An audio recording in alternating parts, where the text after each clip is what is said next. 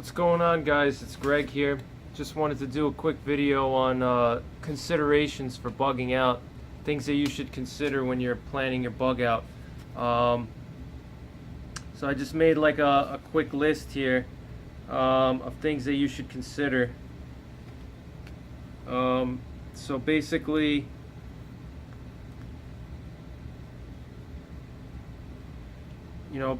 these are some things you're going to want to look out for when you're planning your bug out. How you're going to get to your bug out location. You're going to want to look out for ambushes. Ambushes are going to be, in my opinion, that's a very under planned for thing. I think there's a possibility that you may get ambushed by, let's say, gang members, other types of bad people. That's obviously something that you want to consider, so you're going to want to have some force protection, or security to be able to protect yourself. So if you got your vehicle loaded down with supplies and you're heading for the hills and you gotta retreat over there or a relative's house or wherever you're going to be going, you're going to want to have some force protection. But you're going to want to think about areas where you could likely get ambushed, and you want to kind of anticipate places where you could be ambushed, and try to avoid those areas. Obviously, like heavy populated areas, bad neighborhoods, isolated roads that go through like a very isolated area. Those are easy ambush spots. If it's like a single highway and it's going through like a very isolated area, somebody could just block off the road and they can surround you and take all your stuff. So you kind of want to try to think about that and keep that in mind, and be alert as you're traveling to your bug out location. Another thing is natural hazards. Depending on the time of the year, there may be snow. You may have to deal with a snowstorm. You may have to deal with, let's say, rising flood waters that could block certain roads. Stuff like that. So you want to keep in mind like any type of natural hazards that are going to get in the way of bugging out and getting to your bug out location. So keep that in mind. Everybody's region is different. Some people have to worry about tornadoes. Some people have to worry about blizzards. Some people have to worry about rising flood waters. So keep in mind any type of natural hazard that's going to impede your ability to get to your bug out location, or possibly compromise your route. Another thing too is road blockages. Roads could probably become blocked. That's pretty much common sense. A lot of people are going to try to take to the roads, and it's going to cause traffic jams. So you got to keep that in mind. Bridges are going to be blocked up. The public safety officials may close down certain roads to prevent, congestion and stuff like that. They may divert traffic to certain areas. So you want to keep in mind that certain roads may become impassable due to, traffic and stuff like that. There could be, for example, in the rush and the panic, everybody's trying to get out. There may be like major car accidents on certain roads that they may block up the whole roadway. So you want to keep that in mind. Any type of road blockage.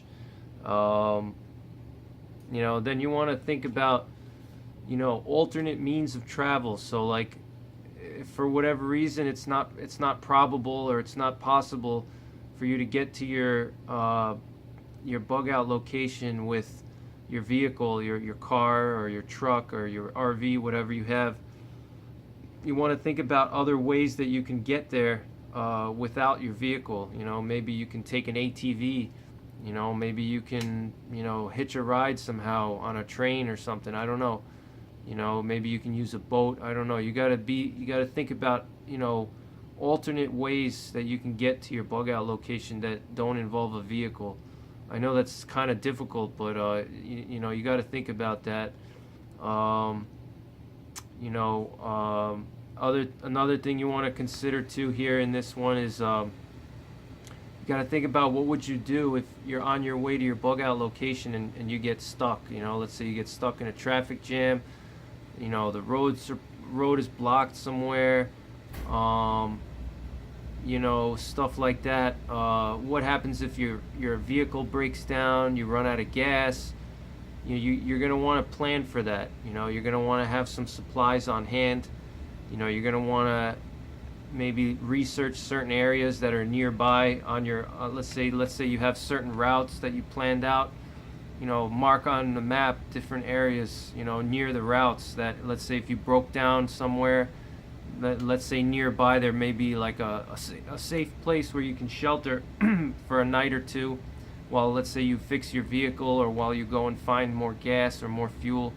It could be like a state park or state forest, national forest, something like that.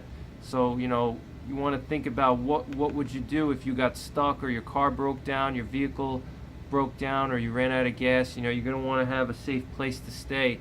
You don't want to just be sitting in the middle of the road and be stuck there, because it's going to expose you and your family to certain dangers. So also you want to look for places along your routes that may have resources, and you may want to mark those areas.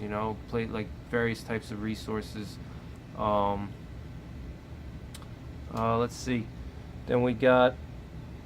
You want to carefully plan your routes. That's something that I think a lot of people don't think about. They just think that they're gonna jump in their car or their RV and they're just gonna go any old way to their location, bug out location. But you want to have multiple routes. You don't want to just have one route. You want to have like at least 4, maybe more. I would have like 7 or 8. If I had a cabin or bug out area, I would have at least like 7 or 8 plans, different routes that I could go through, and I would carefully research which ones are the best. So when you think about that, think about four routes as primary, alternate, contingency, and emergency. It's PACE. It's an acronym. All right, so you want four routes. You got your primary route. Then if your primary route is compromised, you got your secondary route. If your secondary route is compromised, then you have a third one. Or if there's some type of a contingency situation where you have to, your primary routes are not feasible, then you're going to go to your contingency, and then you got your emergency, which is like, that's like your get out of Dodge, absolute, total worst case scenario. That's your emergency route. So think about that. And then finally, force protection. You're going to want to protect your bug out vehicle. The people that you're with, your family, your friends, whoever's with you, relatives, kids, wife.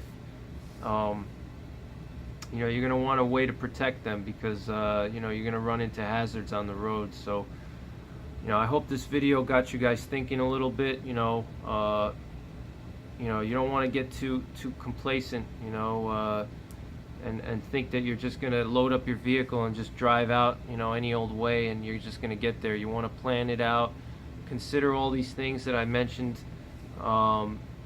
Consider that in your planning when you're planning your bug out retreat, and you're getting to your bug out retreat. So thanks for watching, and I'll catch you on the next one. Goodbye.